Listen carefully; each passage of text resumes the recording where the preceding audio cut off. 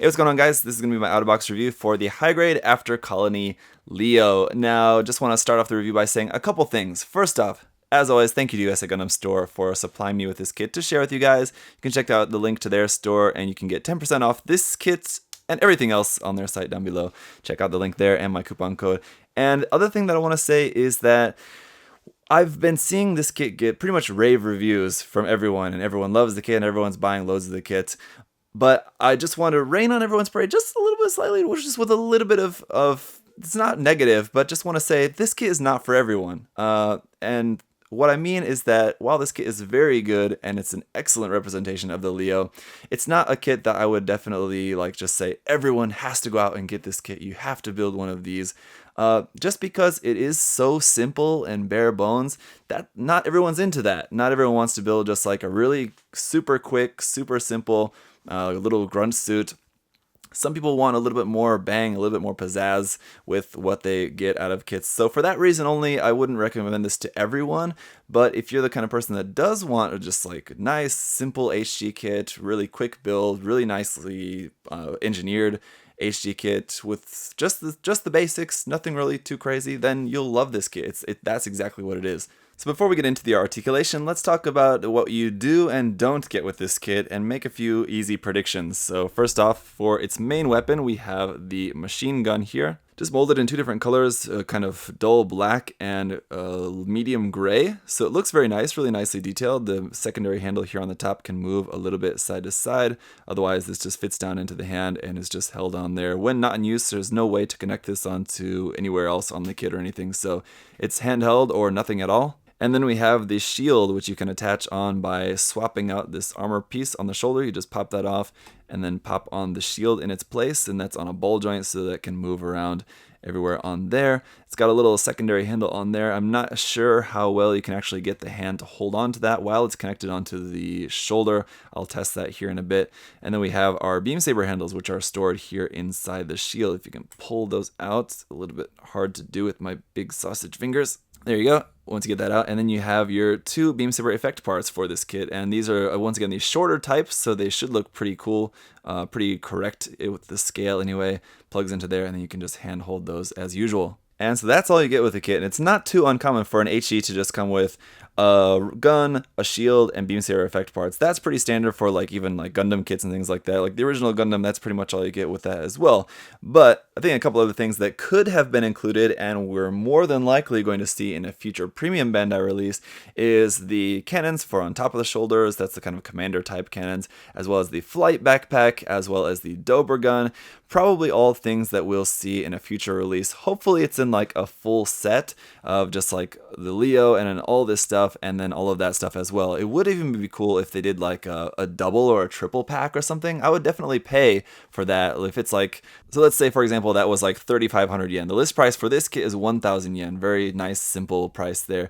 So 3 of those plus 500 yen for an extra runner of just all the parts to make the flight backpack, the cannons, and the Dober gun. They could put that all on just one multicolor runner to add into that. I think that would totally be reasonable, and I think probably that would sell just as well as if they kind of had it just as the set of selling as 1,300 yen or 1,500 yen for just the mobile suit and the extra runner of all the different parts and everything.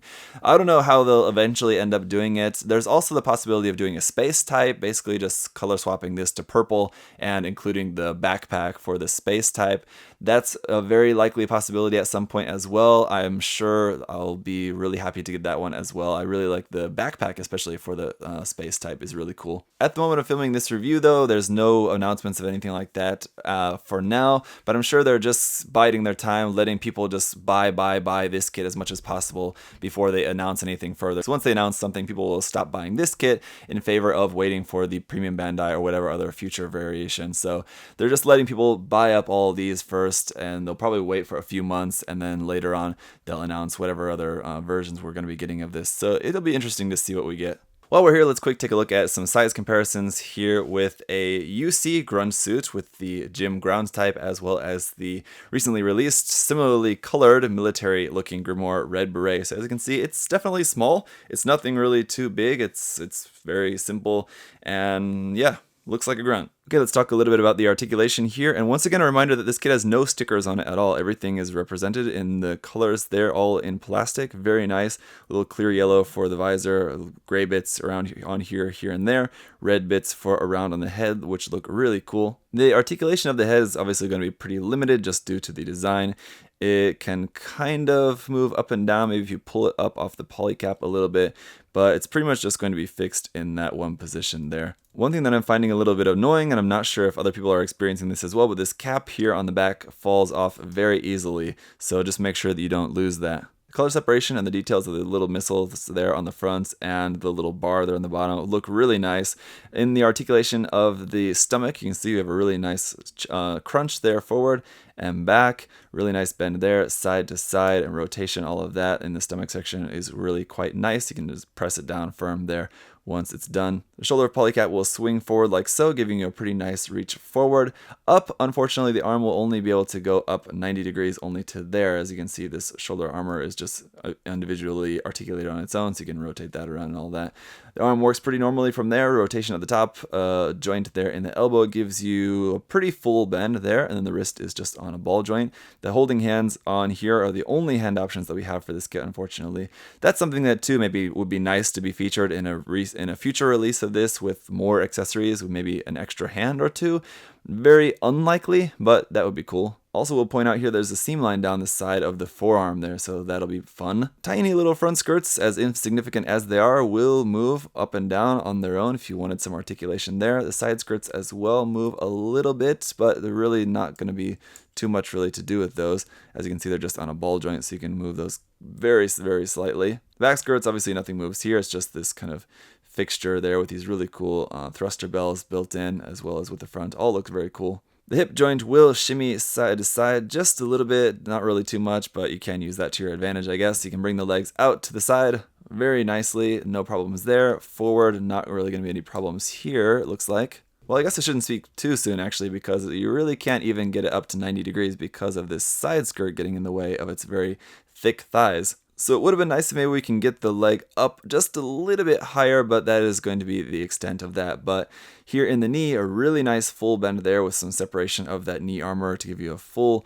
180 degree bend. Here on the side of the thigh, another interesting point, this little bit pops out. It's an extra bit there. It's obviously meant to be some sort of attachment point for some future release. I'm not really sure what. As far as I can remember, I don't remember the Leo ever using anything attached onto the side of the leg, except for maybe if this is going to be used for a future kit, like with the Tall Geese, where the side skirt plugs into the side. I don't remember enough about like the Ares, for example, if it uses the same thigh armor. If it has the same thigh armor, then I could see I think the Ares has a side bit that plugs onto there.